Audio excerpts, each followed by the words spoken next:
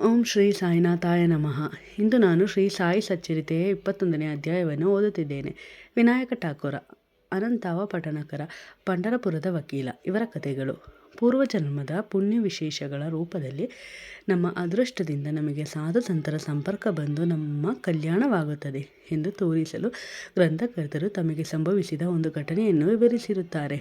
ಹೇಮಾಂಡ ಪಂತರು ಕೆಲವು ಕಾಲ ಬಾಂದ್ರಾದಲ್ಲಿ ಮೆಜಿಸ್ಟ್ರೇಟ್ ಆಗಿದ್ದರು.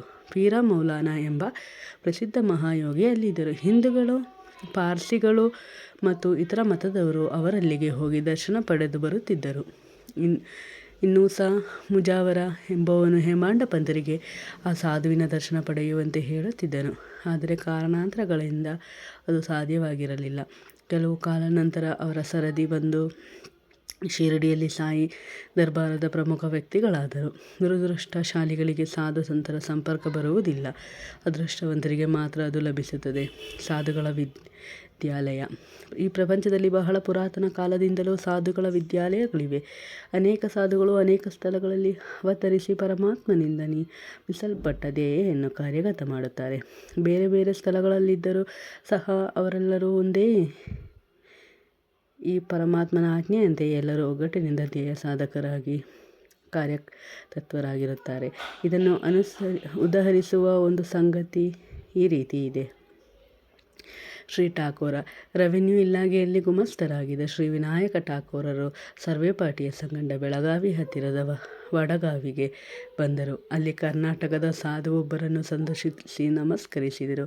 ಆ ಸಮಯದಲ್ಲಿ ಅವರು ಶ್ರೋತೃಗಳಿಗೆ ನಿಶ್ಚಲ ದಾಸರಿಂದ ರಚಿತವಾದ ವಿಚಾರಸಾಗರದ ಕೆಲವು ಭಾಗಗಳನ್ನು ವಿವರಿಸುತ್ತಿದ್ದರು. ಠಾಕೂರರು ಅವರಿಗೆ ನಮಸ್ಕರಿಸಿ ಹೊರಟಾಗ, ನೀವು ಈ ಪುಸ್ತಕವನ್ನು ಓದಲೇಬೇಕು. ಇದನ್ನು ಓದಿದರೆ ನಿನ್ನ ಅಭಿಷ್ಟಗಳೆಲ್ಲವೂ ಈಡೇರುವುವು. ನೀನು ನಿನ್ನ ಕಾರ್ಯಕ್ಕೋಸ್ಕರ ಮುಂದೆ ಉತ್ತರ ದಿಕ್ಕಿಗೆ ಪ್ರಯಾಣ ಮಾಡುವೆ. ನಿನ್ನ ಅದೃಷ್ಟ ಬಲದಿಂದ ನಿನಗೆ ಒಬ್ಬ ಮಹಾಸಾಧುವಿನ ದರ್ಶನವಾಗುತ್ತದೆ. ಅವರು ನಿನಗೆ ಮಾರ್ಗದರ್ಶಕರಾಗಿ ಸಂತಸವನ್ನು ಉಂಟು ಮಾಡುತ್ತಾರೆ ಎಂದು ಆ ಸಾಧು ನುಡಿದರು. ಇದಾದ ಕೆಲವು ದಿನಗಳ ನಂತರ ಠಾಕೂರರಿಗೆ ಜಿನ್ನರಿಗೆ ವರ್ಗವಾಯಿತು. ಜಿನ್ನರಿಗೆ ಹೋಗಲು ನಾಂಡೆ ಘಟ್ಟವನ್ನು ದಾಟಬೇಕಿತ್ತು. ಘಟ್ಟ ಬಹಳ ಬಿಕ್ಕಟ್ಟಾಗಿದ್ದರಿಂದ ಅಲ್ಲಿ ಯಾವ ವಾಹನ ಸಂಚಾರಕ್ಕೂ ಆಸ್ಪದವಿರಲಿಲ್ಲ. ಕೋಣದ ಮೇಲೆ ಸವಾರಿ ಮಾಡಿ ಅದನ್ನು ದಾಟಬೇಕಿತ್ತು. ಆದುದರಿಂದ ಅವರು ಸಹ ಕೋಣದ ಸಹಾಯದಿಂದ ಘಟ್ಟ ದಾಟಿದರು. ಜುನ್ನಾರದಲ್ಲಿ ಕೆಲವು ದಿನ ಕೆಲಸ ಮಾಡಿದರು. ನಂತರ ಕಲ್ಯಾಣಕ್ಕೆ ವರ್ಗವಾಯಿತು.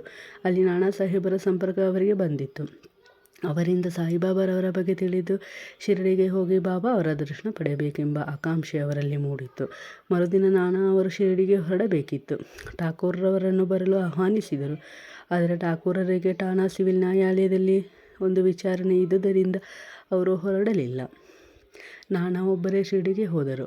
ನಂತರ ಠಾಕೂರರು ಠಾಣೆಗೆ ಹೋಗಿ ನೋಡಿದಾಗ ಮೊಕದ್ದಮೆ ಮುಂದೂಡಲ್ಪಟ್ಟಿತ್ತು. ಆಗ ಅವರು ನಾನಾ ಅವರ ಸಂಗಡ ಹೋಗದಿದ್ದುದಕ್ಕೆ ವ್ಯಥೆಪಟ್ಟುಕೊಂಡರು. ನಂತರ ಅವರು ಒಬ್ಬರೇ ಶಿರಡಿಗೆ ಹೊರಟರು. ಅವರು ಶಿರಡಿಗೆ ಬರುವ ಹೊತ್ತಿಗೆ ಚಂದೋರಕರ ಹಿಂದಿರುಗುತ್ತಿದ್ದರು. ಅಲ್ಲಿದ್ದ ಕೆಲವು ಸ್ನೇಹಿತರು ಠಾಕೂರರನ್ನು ಬಾಬಾ ಹತ್ತಿರ ಕರೆದುಕೊಂಡು ಹೋದರು. ಠಾಕೂರರು ಬಾಬಾ ಅವರಿಗೆ ನಮಸ್ಕಾರ ಮಾಡಿದರು. ಆಗ ಅವರ ಆನಂದಕ್ಕೆ ಪಾರವೇ ಇರಲಿಲ್ಲ. ಸ್ವಲ್ಪ ಹೊತ್ತಿನ ನಂತರ ಸರ್ವಜ್ಞ ಮೂರ್ತಿಯಾದ ಬಾಬಾ, ಇಲ್ಲಿಯ ದಾರಿ ಕನ್ನಡಿ ಅಪ್ಪ ಹೇಳಿದಷ್ಟು ಸುಗಮವಲ್ಲ.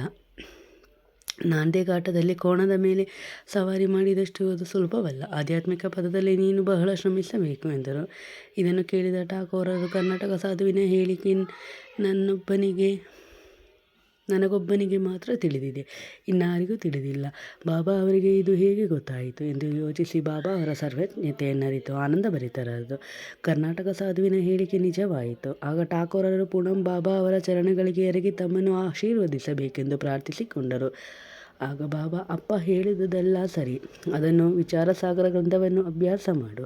ಬರೀ ಪಠಣದಿಂದ ಪ್ರಯೋಜನವಿಲ್ಲ. ನೀನು ಓದಿದನ್ನು ಕಾರ್ಯರೂಪದಲ್ಲಿ ಮಾಡಿ ತೋರಿಸಬೇಕು. ಗುರುಕೃಪಾರಹಿತ ವಿದ್ಯೆ ಮತ್ತು ಅನುಭವಜ್ಞರಹಿತ ವಿದ್ಯೆ ನಿಷ್ಪ್ರಯೋಜಕ ಎಂದು ಹೇಳಿದರು. ಠಾಕೂರರು ವಿಚಾರಸಾಗರ ಗ್ರಂಥದ ಪಾರಾಯಣ ಮಾತ್ರ ಮಾಡಿದರು.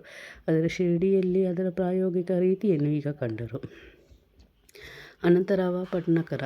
ಒಮ್ಮೆ ಪುಣೆಯ ಶ್ರೀ ಪಟ್ಟಣಕರರಿಗೆ ಬಾಬಾರವರನ್ನು ಕಾಣಬೇಕೆಂಬ ಆಶಯ ಉಂಟಾಯಿತು. ಶಿರಡಿಗೆ ಬಂದು ಬಾಬಾರವರ ದರ್ಶನ ಪಡೆದರು. ಬಾಬಾರವರ ಚರಣಗಳಿಗೆ ಎರಗಿ ಪೂಜೆಯ ನಂತರ ಅವರನ್ನು ಕುರಿತು, ಬಾಬಾ, ನಾನು ಬಹಳ ಓದಿದ್ದೇನೆ. ವೇದಾಂತ ಮತ್ತು ಉಪನಿಷತ್ತು ಎಲ್ಲವನ್ನೂ ಅಭ್ಯಾಸ ಮಾಡಿರುತ್ತೇನೆ. ಪುರಾಣಗಳೆಲ್ಲವೂ ಕೇಳಿರುತ್ತೇನೆ. ಆದರೂ ನನ್ನ ಮನಸ್ಸಿಗೆ ಶಾಂತಿ ದೊರಕಿಲ್ಲ. ನನ್ನ ಎಲ್ಲ ಓದು ನಿಷ್ಪ್ರಯೋಜಕವಾಗಿದೆ. ಮೂಢಾತ್ಮರೇ, ನನಗಿಂತ ಎಷ್ಟೋ ಮೇಲು ನೀವು ಮನಸ್ಸಿಗೆ ಶಾಂತಿಯನ್ನು ಉಂಟು ಮಾಡುವಿರೆಂದು ಕೇಳಿ ನಿಮ್ಮಲ್ಲಿಗೆ ಬಂದಿದ್ದೇನೆ. ನನ್ನ ಮೇಲೆ ದಯೆ ಇಟ್ಟು ನನ್ನನ್ನು ಆಶೀರ್ವದಿಸಿರಿ ಎಂದು ಬೇಡಿಕೊಂಡರು. ಆಗ ಬಾಬಾ ಅವರಿಗೆ ಈ ಕೆಳಕಂಡ ನೀತಿ ಕಥೆಯನ್ನು ಹೇಳಿದರು. ನವವಿಧ ಭಕ್ತಿ. ಒಂದು ಸಾರಿ ವರ್ತಕನೊಬ್ಬನು ಇಲ್ಲಿಗೆ ಬಂದನು. ಅವನ ಮುಂದೆ ಒಂದು ಕುದುರೆ ಲದ್ದಿ ಹಾಕಿತ್ತು. ಆ ವರ್ತಕನು ಕೂಡಲೇ ತನ್ನ ಬಟ್ಟೆಯನ್ನು ನೆಲಕ್ಕೆ ಹಾಸಿ ಆ 9 ಲದ್ದಿಗಳನ್ನು ಆರಿಸಿಕೊಂಡು ಮನಂ ಶಾಂತಿ ಹೊಂದಿದನು.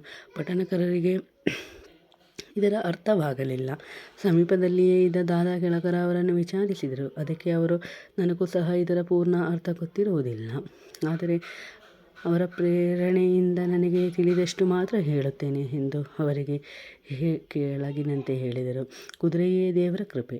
ಅದು ಹಾಕಿದ ಲದ್ದಿಗಳೆಂದರೆ ನವವಿಧ ಭಕ್ತಿಗಳು. ಅವು ಶ್ರವಣ, ಕೀರ್ತನ, ಸ್ಮರಣ, ಚರಣ ಸೇವನ, ಅರ್ಚನ, ವಂದನ, ದಾಸ್ಯ, ಸಖ್ಯ ಮತ್ತು ಆತ್ಮನಿವೇದನೆ. ಇವುಗಳಲ್ಲಿ ಯಾವುದೊಂದನ್ನಾದರೂ ಶ್ರದ್ಧೆ ಭಕ್ತಿಯಿಂದ ಅಭ್ಯಾಸ ಮಾಡಿದರೆ ಶ್ರೀಹರಿಯು ಭಕ್ತರ ಮನೆಯಲ್ಲಿ ಅವತರಿಸುತ್ತಾನೆ. ಭಕ್ತಿ ಇಲ್ಲದ ಯಾವುದೇ ಜಪ, ತಪ, ಯೋಗ ಸಾಧನ ಅಥವಾ ವೇದ ಉಪನಿಷತ್ ಅಭ್ಯಾಸ ಪ್ರಯೋಜನಕಾರಿಯಲ್ಲ. ನೀನೇ ವರ್ತಕನೆಂದು ಭಾವಿಸಿ ಅವನಂತೆ ನೀನು ಸಹ ನವವಿಧ ಭಕ್ತಿಗಳನ್ನು ಅಭ್ಯಾಸ ಮಾಡು. ನಿನ್ನ ಮನಸ್ಸಿನ ಚಂಚಲತೆಯನ್ನು ಬಿಡು, ಅಂದರೆ ಮನಂ ಶಾಂತಿಯನ್ನು ಪಡೆಯುವೆ ಎಂದರು. ಮರುದಿನ ಪಟ್ಟಣಕರರು ಬಾಬಾರವರಿಗೆ ನಮಸ್ಕಾರ ಮಾಡಲೆಂದು ಹೋದಾಗ ಅವರು 9 ಲದ್ದಿಗಳನ್ನು ಕಟ್ಟಿಕೊಂಡೀಯಾ ಎಂದು ಕೇಳಿದರು. ಅದಕ್ಕೆ ಅವರು, ನಾನು ದೀನನು, ನನ್ನ ಮೇಲೆ ನಿಮ್ಮ ಕೃಪೆ ಇದ್ದರೆ ಮಾತ್ರ ನಾನು ಅವುಗಳನ್ನು ಕಟ್ಟಿಕೊಳ್ಳಬಹುದು ಎಂದರು. ಆಗ ಬಾಬಾ ಸಂತೋಷದಿಂದ ಅವರನ್ನು ಆಶೀರ್ವದಿಸಿ, ನಿನಗೆ ಶಾಂತಿ ದೊರಕುತ್ತದೆ ಎಂದರು. ಪಂಢರಪುರದ ವಕೀಲ. ಬಾಬಾರವರು ಸರ್ವಜ್ಞತೆಯನ್ನು ಭಕ್ತರನ್ನು ತಿದ್ದುತ್ತಿದ್ದರೆಂಬುದನ್ನು ಈಗ ಪರೀಕ್ಷಿಸೋಣ. ಒಂದು ದಿನ ಪಂಢರಪುರದ ವಕೀಲರೊಬ್ಬರು ಶಿರಡಿಗೆ ಬಂದು ಮಸೀದಿಯೊಳಗೆ ಪ್ರವೇಶಿಸಿ ಬಾಬಾ ಅವರಿಗೆ ನಮಸ್ಕರಿಸಿ, ಬಾಬಾ ಕೇಳದೇ ಇದ್ದರೂ ಸಹ ದಕ್ಷಿಣೆಯನ್ನು ಅರ್ಪಿಸಿದರು. ನಂತರ ಅವರು ಮಸೀದಿಯ ಮೂಲೆಯೊಂದರಲ್ಲಿ ಕುಳಿತು ಅಲ್ಲಿ ಏನು ನಡೆಯುತ್ತಿದೆ ಎಂಬುದನ್ನು ನೋಡುತ್ತಿದ್ದರು. ಸಾಯಿಬಾಬಾ ಕೂಡಲೇ ಅವರ ಕಡೆಗೆ ತಿರುಗಿ, ಈ ಜನರೆಷ್ಟು ವಂಚಕರು. ಇವರು ನನ್ನ ಪಾದಗಳಿಗೆರಗಿ ದಕ್ಷಿಣೆ ನೀಡಿ ಹೊರಟು ಹೋಗುತ್ತಾರೆ, ಆದರೆ ಅಂತರಂಗದಲ್ಲಿ ತೆಗಳುತ್ತಾರೆ. ಇದು ವಿಚಿತ್ರವಲ್ಲವೇ ಎಂದರು. ಈ ಮಾತು ವಕೀಲರಿಗೆ ಚುಚ್ಚಿತ್ತು. ಬೇರೆ ಯಾರಿಗೂ ಈ ಮಾತಿನ ಅರ್ಥವಾಗಲಿಲ್ಲ. ವಕೀಲರು ಅದನ್ನು ಗ್ರಹಿಸಿ ಮೌನದಿಂದ ಇದ್ದರು. ನಂತರ ವಾಡಕ್ಕೆ ಹಿಂತಿರುಗುವಾಗ ಅವರು, ಕಾಕಾ ಸಾಹೇಬರನ್ನು ಕುರಿತು ಬಾಬಾರವರ ಮಾತು ಸರಿಯಾಯಿತು. ಅವರು ನನ್ನನ್ನೇ ಕುರಿತು ಮಾತಾಡಿದ್ದಾರೆ. ಇನ್ನು ಮುಂದೆ ನಾನು ಇತರರ ನಿಂದನೆಯನ್ನು ಬಿಡಬೇಕೆಂದು ಅರ್ಥಸೂಚಿತವಾಗಿದೆ ಎಂದು ಹೇಳಿ ಕೆಳಕಂಡಂತೆ ವಿವರಿಸಿದರು. ಪಂಢರಪುರದ ನ್ಯಾಯಾಧೀಶರಾದ ನೂಲಕರರು ತಮ್ಮ ಆರೋಗ್ಯ ಅಭಿವೃದ್ಧಿಗೋಸ್ಕರ ಶಿರಡಿಯಲ್ಲಿ ಬಂದು ತಂಗಿದರು. ಅವರು ಒಂದು ದಿನ ಪಂಢರಪುರದ ವಕೀಲ ಗೃಹದಲ್ಲಿ ಕುಳಿತಾಗ, ರೋಗವು ಔಷಧಿಗಳಿಲ್ಲದೆ ಫಕೀರರ ದರ್ಶನ ಮಾತ್ರದಿಂದ ಗುಣವಾಗಬಲ್ಲದೆ. ವಿದ್ವಾಂಸರಾದ ನೂಲಕರ ಹೀಗೆ ನಂಬುವುದು ಸರಿಯೇ ಎಂದು ಮುಂತಾಗಿ ವಕೀಲರಲ್ಲಿ ಚರ್ಚೆಯಾಯಿತು. ನ್ಯಾಯಾಧೀಶರು, ಬಾಬಾ ಅವರು ವಕೀಲರು ಉಪಹಾಸಕ್ಕೀಡಾದರು. ಚರ್ಚೆಯಲ್ಲಿ ನಾನು ಪಾತ್ರ ವಹಿಸಿದ್ದೆ. ಈಗ ಬಾಬಾರವರಿಂದ ಪಾಠ ಕಲಿತಂತಾಯಿತು. ಬಾಬಾ ಅವರ ನುಡಿ ಬೈಗುಳವಾಗಿರದೆ ಅದು ನನಗೆ ಅನುಗ್ರಹವಾಗಿದೆ. ವಿನಾಕಾರಣ ಬೇರೆಯವರನ್ನು ಉಪಹಾಸ ಅಥವಾ ನಿಂದೆ ಮಾಡಕೂಡದೆಂದು ಬಾಬಾ ನನಗೆ ಬುದ್ಧಿ ಕಲಿಸಿದರು ಎಂದು ವಕೀಲರು ದೀಕ್ಷಿತರಿಗೆ ಹೇಳಿದರು. ಶಿರಡಿಯು ಪಂಢರಪುರದಿಂದ ದೂರದಲ್ಲಿದೆ. ಆದರೂ ಬಾಬಾ ತಮ್ಮ ಸರ್ವಜ್ಞತ್ವದಿಂದ ಪಂಢರಪುರದ ವಕೀಲ ಗೃಹದಲ್ಲಿ ನಡೆದ ಸಂಭಾಷಣೆಯನ್ನು ತಿಳಿದಿದ್ದರು. ನದಿ, ಕಾಡು, ಬೆಟ್ಟ ಮೊದಲಾದವುಗಳು ಅವರ ದೃಷ್ಟಿಗೆ ಅಡ್ಡ ಬರುತ್ತಿರಲಿಲ್ಲ. ಅವರು ಎಲ್ಲರ ಇಂಗಿತವನ್ನು ತಿಳಿದವರಾಗಿದ್ದರು. ಭಕ್ತನು ಎಲ್ಲಿಯೇ ಇರಲಿ, ಎಷ್ಟೇ ದೂರದಲ್ಲಿ ಇರಲಿ, ಸಾಯಿ ಅವರ ದೃಷ್ಟಿಯಿಂದ ದೂರವಿರುತ್ತಿರಲಿಲ್ಲ. ಈ ಘಟನೆಯಿಂದ ವಕೀಲರಿಗೆ ಜ್ಞಾನೋದಯವಾಯಿತು.